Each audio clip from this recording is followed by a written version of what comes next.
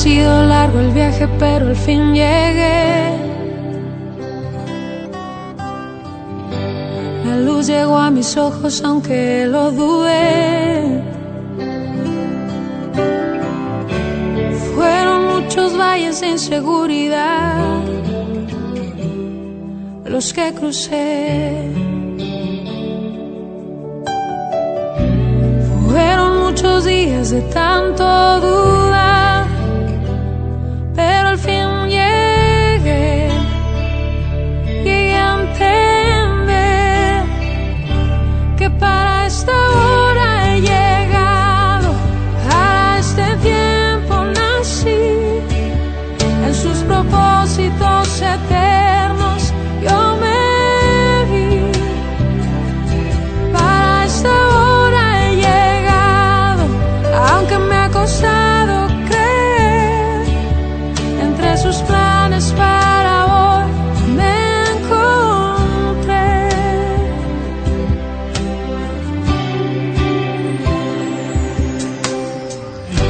Y nunca imaginé que dentro de su amor y dentro de sus planes me encontrará yo. Fueron muchas veces que la timidez me lo impidió. Fueron muchos días de tanto dudar, pero al fin llegué a entender que para esta hora he llegado, para este tiempo nací, en sus propósitos eternos yo me vi.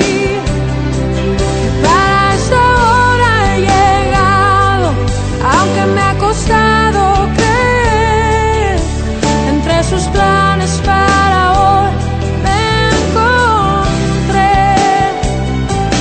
Para esta hora he llegado, a este tiempo nací, en sus propósitos eternos yo me vi.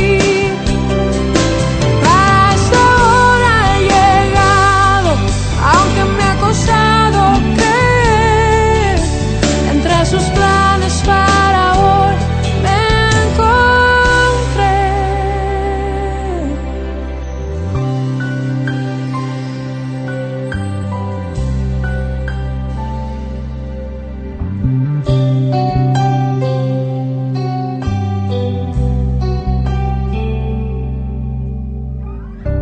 Ha sido largo el viaje, pero al fin llegué.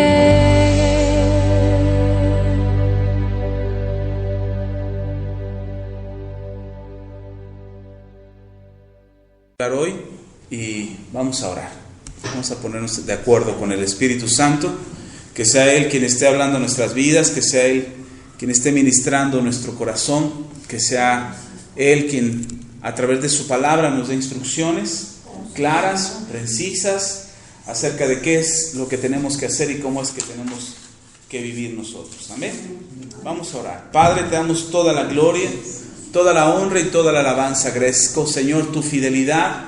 Agradecemos, Señor, que estés aquí con nosotros, que tú hayas propuesto, Señor, este momento, este tiempo en el que nos podemos reunir, Señor, que aun cuando las cosas son difíciles, tú nos das la oportunidad de estar aquí, de tener este lugar donde congregarnos, donde estudiar tu palabra, donde recibir la instrucción, la enseñanza de lo que quieres para nosotros y de cómo quieres que vivamos, Señor. Te pedimos en el nombre de Cristo Jesús que nos ayudes. Derrama de tu Espíritu Santo hoy. Queremos ponernos de acuerdo con tu Espíritu Santo para recibir la instrucción, para recibir la dirección, Señor, la enseñanza que redarguya nuestros corazones para cambiar nuestra condición de vida, para mejorar, Señor, nuestra condición de vida. Y no como un afán por tener riquezas, sino por la instrucción que tú has dejado y por lo que dice tu palabra, que tú fuiste empobrecido para que nosotros fuésemos enriquecidos. Señor, queremos el cumplimiento de tu palabra y no, Señor, por codicia o avaricia, Señor, sino siendo obedientes a lo que tú nos has hablado, y que podamos dar testimonio nosotros, Señor, de que somos verdaderamente hijos tuyos, de que tú eres real, de que tú vives y reinas y que no hay otro como tú, Señor. Te damos toda la gloria, toda la honra y toda la alabanza. Gracias, Señor, en el nombre de Cristo Jesús. A ti la gloria, la honra y la alabanza. Habla, Señor, a tu pueblo, habla, Señor, a tu iglesia. Habla, Señor, sé tú hablando. Que no sean palabras persuasivas de humana sabiduría, sino que sea una demostración del poder de Dios, del poder del Espíritu Santo en nuestras vidas a través de tu palabra. Y que lo que aprendamos hoy, Señor, de lo que recibamos hoy, Señor, dé testimonio. Dé testimonio, Señor, de que tú eres fiel y verdadero. En el nombre de Cristo Jesús, a ti la gloria. Amén y amén. Bueno, puedo ocupar su lugar. Empezamos hace 8 días una serie de enseñanzas que esperamos terminar antes de que termine el año, acerca de la libertad financiera. Cada año procuramos dar enseñanzas, oración, ministración respecto a nuestra economía, porque cada año tenemos la oportunidad de volver a iniciar, de volver a comenzar en la administración de lo que Dios pone en nuestras manos. Si nosotros primero que nada entendemos que solamente somos mayordomos, que somos administradores de lo que Dios nos da, que solamente somos eso, administradores, porque muchas veces nos apasionamos tanto por las cosas materiales que decimos: mi casa, mi carro, mi ropa, mi cuenta en el banco, mis millones en mi cuenta en Suiza, y decimos que todo es nuestro. En realidad, solo somos administradores de lo que Dios nos da. Y si podemos entender eso, que somos administradores, no dueños, entonces no vamos a estar tan apegados a las cosas materiales. No vamos a estar tan apasionados por lo que tenemos o por lo que no tenemos. Hace 8 días yo les explicaba que el mayor problema financiero está en nuestra mentalidad, en la manera en cómo nosotros pensamos y la manera en cómo concebimos el dinero. Creemos que el dinero es el Señor o es el amo de nuestras vidas. Trabajamos por dinero, ahorramos por dinero, vivimos por el dinero y por lo que podemos conquistar. Vivimos por lo que podemos alcanzar, no por lo que Dios ponga en nuestras manos, y mucho menos por recibir la dirección de lo que Dios pone en nuestras manos, de cómo administrarlo. Entonces, si nosotros no entendemos que somos administradores, vamos a tener una batalla toda la vida, todo el tiempo, acerca de la economía. Y el dinero va a ser un problema para nosotros, siempre será un problema. El dinero siempre será una limitante, será un castigo, será un yugo que detenga nuestras vidas, que nos impida ir hacia adelante, que nos impida hacer planes, que nos impide decidir correctamente, porque el dinero pone un peso sobre nosotros, pone un lastre sobre nosotros, que se vuelve como una cuerda, una cadena que nos ata, que nos impide avanzar. Hay un ejemplo que yo he puesto muchas veces, constantemente, que seguramente usted recordará. Se lo voy a repetir hoy. La manera en cómo entrenan a los elefantes es que los toman desde pequeñitos, cuando están bebés, cuando tienen poco tiempo de nacer, y les ponen una cadena corta que clavan a una estaca. Y esa cadena corta les impide a los elefantitos ir más lejos de lo que la cadena permite ir. Y entonces siempre es un impedimento para el elefante ir más lejos, más que lo largo de la cadena.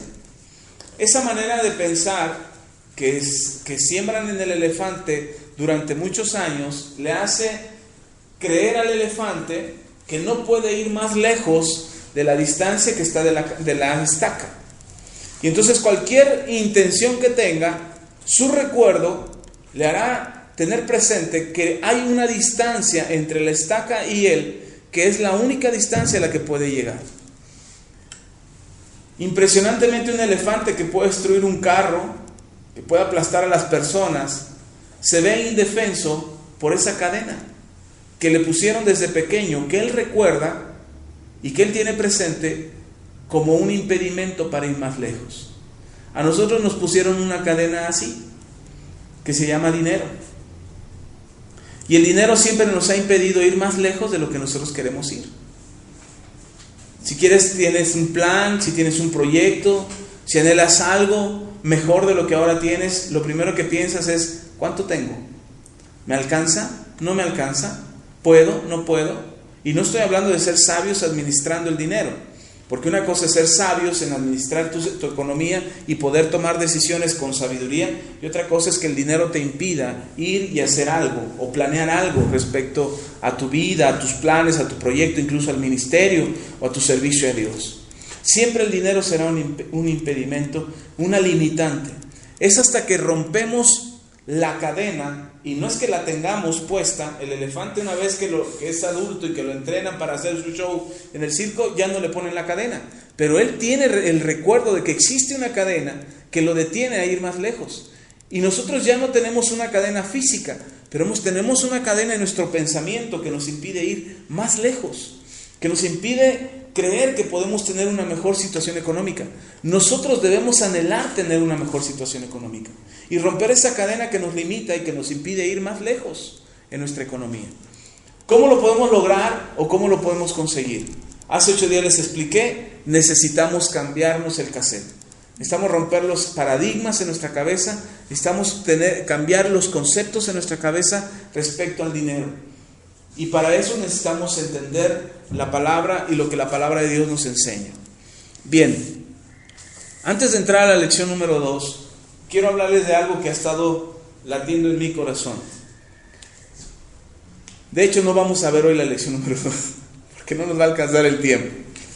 Pero quiero poner este antecedente. Algo que Dios puso en mi corazón y se los compartí el domingo, es que cuando David huye de Saúl, va y se esconde en una cueva llamada Adulam. La cueva de Adulam es un lugar donde David encuentra refugio, donde David encuentra un lugar para esconderse, que incluso algunos traductores traducen Adulam como refugio, pero me gusta más otra traducción de Adulam, que ahorita la vamos a ver. Pero va y se esconde porque va huyendo de Saúl. Y entonces yo les comentaba el domingo que de repente llegamos al Señor, así como llegaron con David 400 hombres, entre ellos su familia, que llegaron endeudados, amargados y afligidos. Llegaron así a la cueva de Adulam. Todos estaban endeudados, así dice la Biblia literalmente. Estaban endeudados. Y me llama mucho la atención porque si ustedes recuerdan, antes hay una historia, antes de que David llegue a la cueva de Adulam. Y nosotros de repente ya nos encontramos en la cueva de Adulam. Y llegamos a estar ahí cuando estamos endeudados, afligidos, amargados. Y estamos encuevados, estamos escondidos, porque no sabemos qué hacer con la situación que nos está agobiando. Y estamos hablando de las cuestiones económicas. Bien, para que David llegara a la cueva de Adulam, hubo un proceso. Y es curioso ver cómo David, antes de vencer a Goliat, en el capítulo 17 de Primera de Samuel, cuando David llega para enfrentar a Goliat, David no estaba buscando tener un punto de fama, o no estaba buscando tener un punto de riqueza, o no estaba buscando cambiar su historia, dejar de ser un pastor de ovejas, menospreciado por sus hermanos y escondido por su papá. No estaba buscando cambiar su personalidad o su personaje en la historia de la Biblia. David solamente llegó porque él quería saber cómo estaba la situación en la guerra, cómo le estaba yendo a la nación de Israel, a ver cuántas victorias había tenido, cuántos triunfos había encontrado la nación de Israel. Y para su sorpresa, cuando llega al campo de batalla, se da cuenta que la nación de Israel está escondida. Está asustada por un gigante llamado Goliat, que salía todas las noches, por la mañana, por la tarde y por la noche, a gritarle a la nación de Israel que eran unos cobardes, que ellos no sabían pelear, que no eran guerreros, que eran campesinos, que mejor se regresaran a su casa. Y los desafiaba, decían, mándenme a su mejor guerrero. ¿Y para qué nos matamos entre todos? Solo mándenme a uno. Y si gana, nosotros seremos sus sirvientes. Pero si yo gano, ustedes serán nuestros sirvientes. Y todo eso pasaba durante 40 días con sus noches. Estuvo este gigante asustando a la nación de Israel. Usted conoce la historia, no le voy a hablar de esa historia. Pero es interesante cómo David llega y la noticia que escucha es que aquel que vence al gigante, llamado Goliat, iba a ser enriquecido por el rey, le iban a perdonar sus impuestos a él y a toda la casa de su padre, y además iba a volverse el yerno del rey. Cuando David oye eso, para empezar ya le daban ganas de derribar al gigante sin promesas ni nada, sin premios ni nada. Él ya quería derribar a ese gigante, pero para buena noticia de David había una recompensa. Y esto me llama la atención porque cuando David vence a Goliat, es enriquecido, no tanto, pero sí le dan lo suficiente, adquiere una riqueza considerable, no lo casan con la hija mayor. Saúl se arrepiente de casarlo con la hija mayor y lo casa con la hija menor, con Mical. No cumplió Saúl inmediatamente su promesa y perdona los impuestos a la casa de su padre, pero después, cuando llegan a la cueva de Adulam, todos estaban endeudados y perseguidos. Saúl no pudo y no supo cumplir su promesa, ninguna de ellas. Y David sale huyendo de la casa de Saúl, del palacio de Saúl, sale huyendo y termina en la cueva de Adulam. Y ahorita vamos a ver cómo es que llega ahí, cuál es el camino que va recorriendo David para llegar a la cueva de Adulam. Y es impresionante ver que ahora están endeudados, sin nada, perseguidos, sin esposa, porque Mical se quedó en casa de Saúl, no salió con él huyendo, ella se quedó, le gustaba la vida de princesa. Y se quedó ahí en la casa de Saúl y él sale huyendo solo, sin nada. Y cuando llega ahí a la cueva, lo sigue su familia, porque ahora Saúl persigue a la familia de David. No solo ya no les perdonó los impuestos, sino ahora quiere matarlos. Y junto con ellos llegan 400 hombres más a la cueva de Adulam. ¿Cómo es que David llega a la cueva de Adulam? Primero, ahí como les decía en 1 Samuel 17, vence a Goliat. Si David no hubiera vencido a Goliat, quizás Saúl nunca lo hubiera perseguido. Y quizás nunca hubiera llegado a la cueva de Adulam. ¿Cómo es que el primer paso o el primer punto para llegar a la cueva de Adulam, o el primer suceso?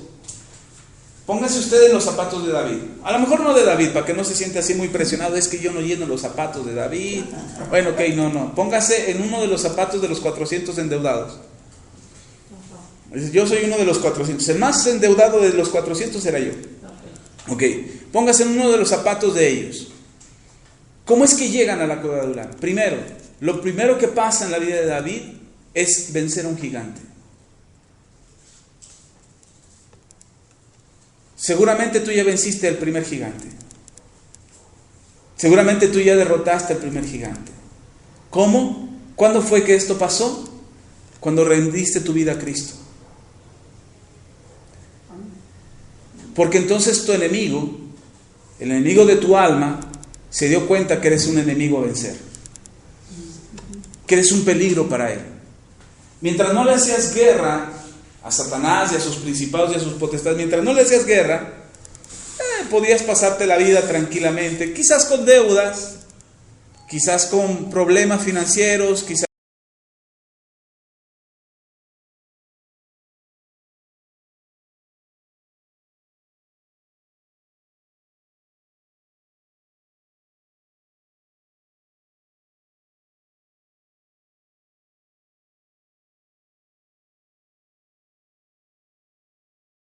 algún estado de salud con el cual veniste a los pies de Cristo y rendiste tus pies al Señor. Y en ese momento, cuando tú rindes los pies, tu vida al Señor, cuando te rindes a los pies de Cristo, le quitas la cabeza al primer gigante a vencer, que es tu condenación a la muerte eterna. La Biblia dice que el gigante le decía a la nación de Israel: si yo los venzo, si venzo a uno de ustedes, toda la nación será mi esclava, o serán nuestros esclavos. Por mucho tiempo hemos sido esclavos, o habíamos sido esclavos del mundo, de Satanás y sus hábitos y sus costumbres y sus tradiciones. Fuimos esclavos por mucho tiempo, pero llega el momento en que tienes que enfrentar al gigante, cortarle la cabeza y levantarte. En ese momento tu historia cambia, te vuelves un blanco para el enemigo, te vuelves alguien que tiene alguien a quien él tiene que vencer. Satanás se ve obligado a destruir.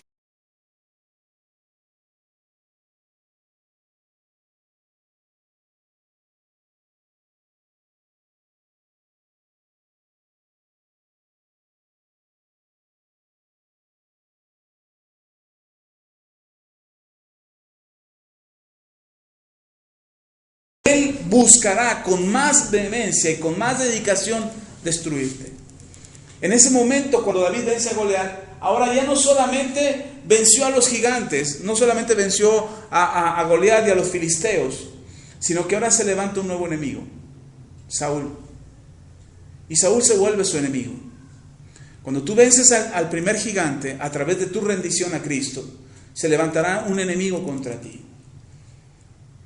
Y este enemigo se vuelve don dinero.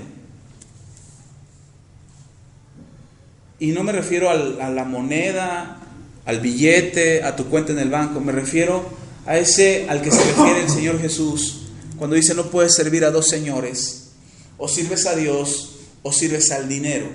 Y cuando dice al dinero, dice a Mamón, el señor del dinero, el Dios del dinero. Y entonces ese enemigo se levanta contra ti. Y ese enemigo va a buscar despojarte de lo que habías alcanzado en Cristo. Y lo primero que hace, una vez que David vence a Goliat, que es su punto de promoción. Recuerde que David ya había sido ungido por Samuel.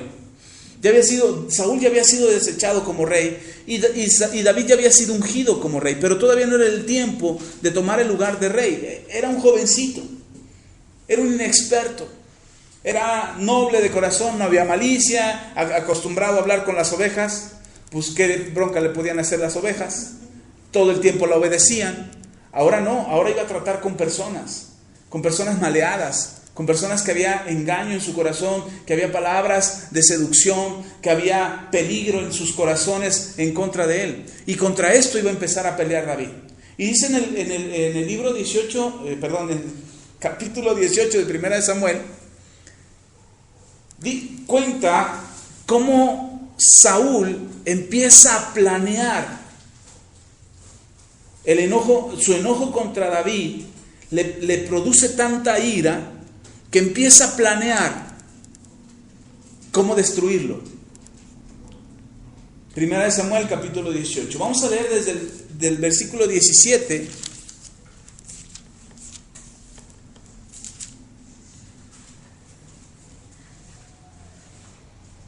¿Qué le dije? 1 de Samuel 18, gracias.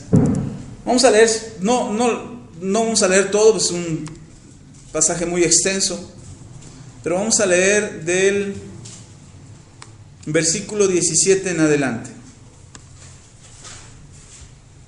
Recuerdes, David ya venció a Goliat. Saúl se enoja, se pone celoso, porque siendo él el que más batallas se había tenido, siendo rey, ahora resulta que David tenía más mérito que él, porque aún la gente cantaba. Saúl mató a sus 1000 y David a sus 10,000. Y eso le produce enojo a Saúl. Y el mismo Saúl dice, sus propias palabras son: ya lo único que le falta es el reino. Ya ahora la gente le aplaude y ya lo único que le falta es que sea rey. Pues lo que Saúl no reconocía es que ya era el rey. No lo quería reconocer, él ya lo sabía, ya había sido ungido David. Pero Saúl no quería reconocer que ahora el rey era David. No quería entregar la silla, no quería entregar el trono. Así es que Saúl se queda enojado, se enfurece contra David y va contra David. Y entonces hace todo un plan Recuerde, yo estoy comparando a este enemigo nuevo de David. David ya no está peleando contra filisteos ni contra gigantes. Ahora David tiene un enemigo en casa que se llama Saúl. Igual en ti, cuando tú vienes a Cristo, el enemigo que se levanta contra ti es Mamón, el señor del dinero. Y va a buscar destruir tu vida. Eso es lo que está buscando el diablo, destruir tu vida. A manera que tu corazón quede dividido entre que le sirves a Dios y entre que le sirves al dinero. Y Jesús mismo dijo, no puedes servir a dos señores, porque con uno quedarías mal. O sirves a Dios o sirves al dinero. Y el dinero entonces va a tratar de seducirte, y probablemente sea lo que a usted ya le pasó. A lo mejor antes de conocer a Cristo ya había sido seducido o seducida, y ahora que conoce a Cristo, ese enemigo se levanta y empieza a reclamar lo que es suyo. Y entonces dice, aquí en 1 Samuel, capítulo 18, versículo 17, dice, entonces dijo Saúl a David, aquí yo te daré a Merab, mi hija mayor, por mujer, con tal de que me seas hombre valiente y pelees las batallas de Jehová. Mas Saúl decía, no será mi mano contra él, sino que será contra él la mano de los filisteos. O sea, por un lado le está diciendo a David, vas a ser mi yerno, y mi yerno consentido además. Te voy a dar a la hija mayor, a Merab, te la voy a entregar y vas a ser mi yerno, para que pelees a mi lado y seas un valiente guerrero a mi lado en mi ejército, y las peleas que Dios nos ponga por delante, tú vas a pelear conmigo. Pero dentro de su corazón dice, pero Saúl decía para sí, no será mi mano contra David, sino la mano de los filisteos. Yo no me voy a pelear contra David, porque el pueblo ya lo ama. Si usted lee versículos antes, dice el pueblo ya lo ama. Y eso Saúl le inquietaba que el pueblo se fuera a dar cuenta de sus intenciones. Si de por sí ya lo tenían así en mala estima, estimaban más a David que a Saúl, pues ahora si Saúl mataba a David, pues iban a levantarse contra él. Versículo 18, pero David respondió a Saúl, ¿quién soy yo? ¿O qué es mi vida? ¿O la familia de mi padre en Israel para que yo sea yerno del rey? David se veía a sí mismo y decía, yo soy un pastor de ovejas. Y uno de los engaños que Satanás utiliza es que nos hace creer por un momento que ahora que ya somos cristianos, tenemos el reino de los cielos para nosotros y que podemos hacer lo que se nos dé la gana. Le voy a poner un ejemplo. Cuando yo me convertí a Cristo y entendí que Dios era dueño de todo y que Él podía bendecir mi vida, entonces yo me metí en deudas. Y yo le decía al Señor, tú me sacas, tú eres dueño del oro y de la plata, tú me vas a dar para pagar mis deudas. Eso es un engaño que el diablo utiliza en nuestra ignorancia, en lo tiernitos que somos espiritualmente, para seducirnos, para engañarnos. Y entonces David le dice, ¿yo quién soy? Versículo 19 dice, y llegado el tiempo en que Merab, hija de Saúl, se iba a dar a David, fue dada por mujer a Adriel, mejolatita. Se la quitaron, se la dieron a otro. Yo me imagino que ya David le estaba echando el ojo, pues Merab no está mal, no es de mal ver, y además es la hija del rey. Pues. Y David empezaba a tener esa sensación de que ya era suyo, de que ya la tenía, que ya iba a ser el yerno, que iba a estar probablemente futuro rey, o al menos le iban a dar por ahí alguna provincia para gobernar. Y de a la mera hora, nada. Dice por ahí, hay un dicho que a mí me gusta mucho: el diablo te ofrece mucho, te da poco y al final te quita todo. Otra vez, el diablo te ofrece mucho, te da poco y al final te quita todo.